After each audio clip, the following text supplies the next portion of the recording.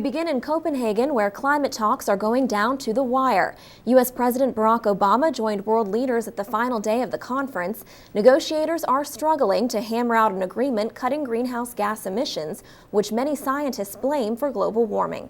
Mr. Obama addressed the conference saying climate change poses a grave and growing danger to people. He called on world leaders to act. The time for talk is over. This is the bottom line.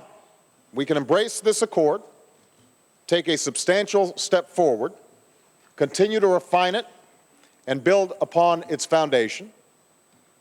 We can do that, and everyone who is in this room will be part of a historic endeavor, one that makes life better for our children and our grandchildren. Or we can choose delay, falling back into the same divisions that have stood in the way of action for years.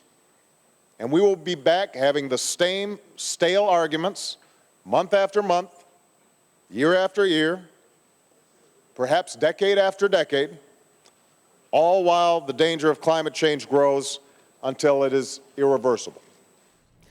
African leaders continue to urge the leaders of wealthy countries to cut their greenhouse emissions and provide assistance to developing nations.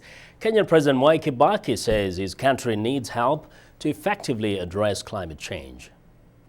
The estimated cost for green energy production in Kenya is $25 billion over the next 21 years.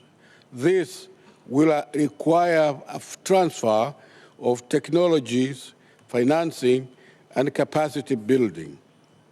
It is in this context that we call on developed countries to assist developing countries like Kenya to access appropriate technologies at realistic cost and provide support through capacity building programs.